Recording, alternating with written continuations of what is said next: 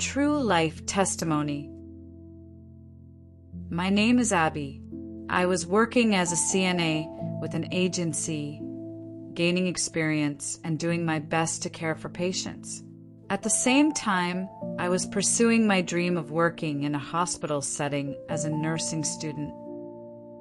So I applied for a job in a hospital, but unfortunately my application was rejected.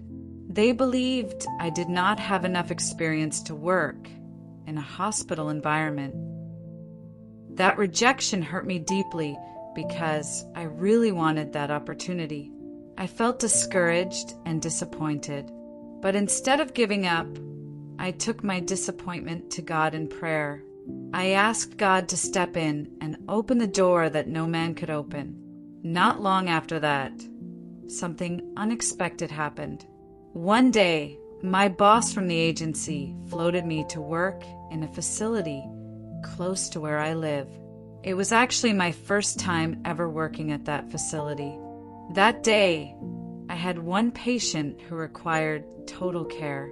I took my time with him, cared for him with compassion, cleaned him up, and made sure he was comfortable.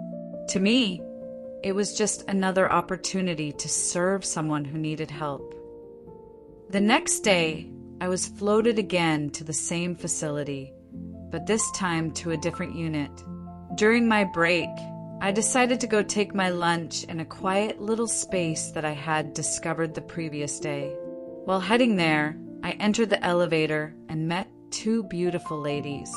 It was during the COVID period, so visitors were very restricted. As we stood in the elevator, I noticed that one of the ladies had her name tag turned downward, so I couldn't see her name.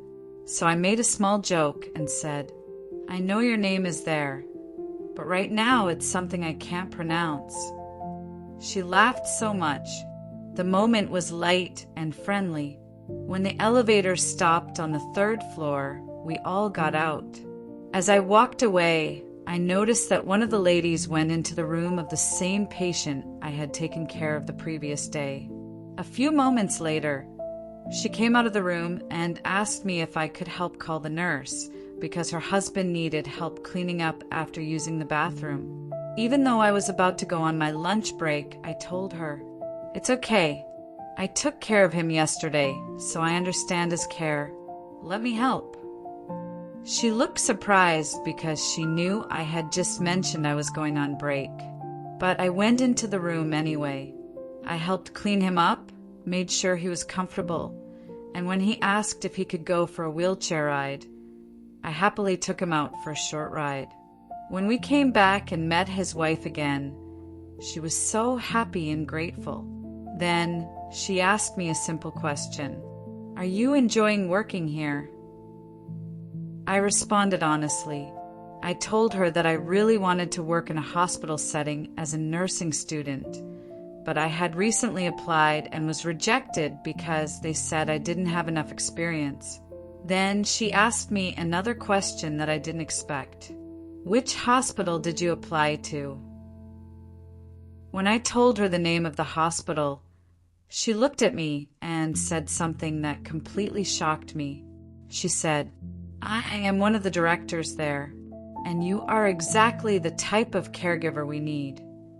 I was speechless. She then reached into her bag, took out her complimentary card, and handed it to me. She said, "Reapply for the position and attach my card to your application." I followed her instructions. I reapplied for the job, and I got the job. That moment reminded me of something powerful.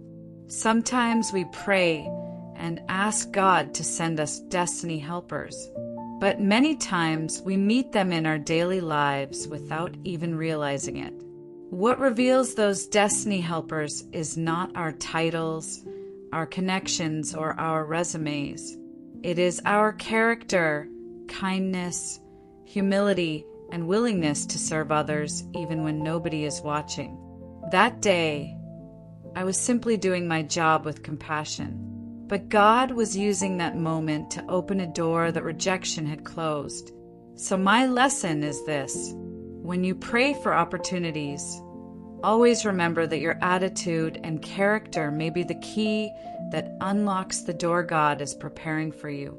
If God has ever opened an unexpected door in your life, share your testimony in the comments section to encourage and inspire others to keep believing in God's mercy and power.